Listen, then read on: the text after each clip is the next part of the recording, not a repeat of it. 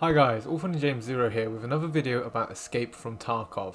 This one's for those of you who are new to the game and might be a bit underwhelmed by the lack of information given to you in-game, and a bit overwhelmed by all the information being thrown at you by the more in-depth guides. So, tip number 1, learn the maps. So no matter what you're trying to do or how you're trying to play the game, you're going to have a hard time if you don't know where you're going. Take the time to look at up-to-date maps and explore each of the locations in offline mode. When you're new to the game, it's useful to have a map up on either your mobile phone or your second screen whilst you're playing. I would recommend looking at the maps on the Tarkov wiki or using mapgenie.io.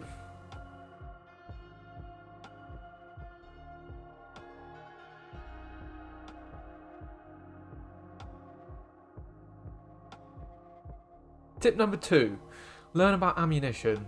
Wondering why it feels like your bullets seem to be doing little more than tickle the enemy? You're probably not using the right ammo. I'd highly recommend you go to the ballistics page on the Tarkov wiki.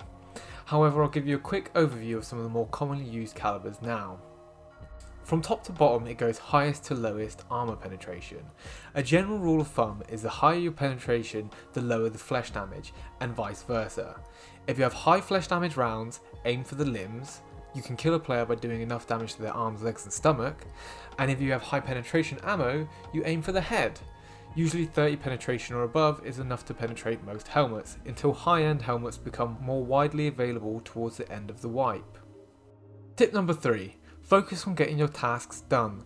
Tasks are the best way to level. Not only does it give you a focus for each raid, but the completion of tasks also gives you big chunks of XP.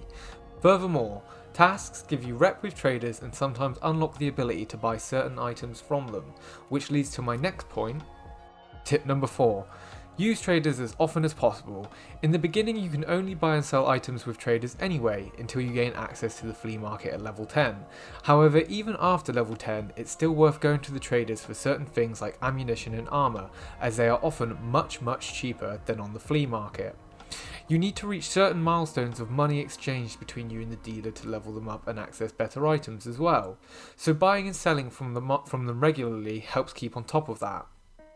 Tip number 5. Don't overlook barter trades. Some barter trades are incredible value and can save you a ton of money. Some good examples include exchanging 2 hard drives with mechanic for the plastic MP133 handguard used in Gunsmith Part 1, or swapping 1 rechargeable battery with skier to get an ADAR.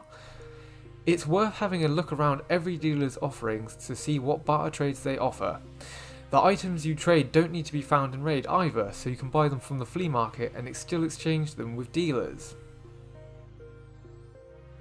Tip number 6. Chest rigs and armoured rigs make for great storage.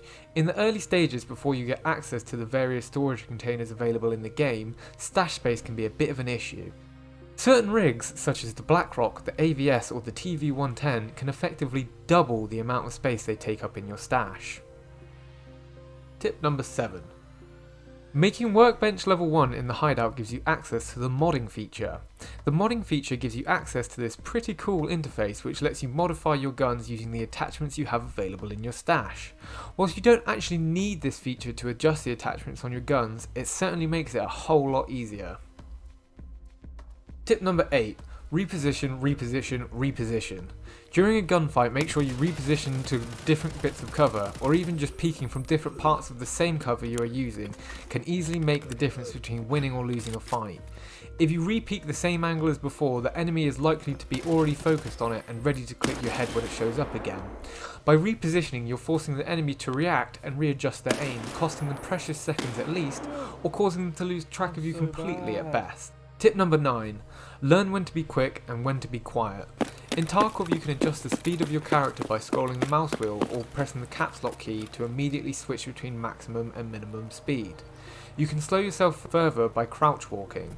The slower you walk, the less sound your footsteps make, and vice versa. Knowing when to move quickly and knowing when to sneak about quietly is an important skill to develop.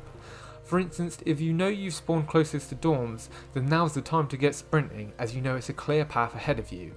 Alternatively, if you've spotted somebody sniping at the ridge up ahead, it might be worth slowing down and winding through the trees to get the surprise advantage. Tip number 10. Don't get in your head. Tarkov is a high stakes game full of intense gunfights in which you risk all of your equipped gear. It can be easy to get in your head if a few raids don't go your way, or if you end up losing some nice gear. That's part of the game though, and it's part of the learning process. Nobody starts off a pro.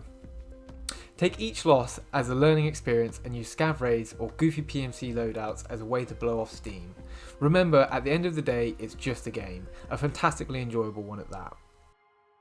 So, thank you for watching. I hope these tips have been of use to you and I hope you've enjoyed the video.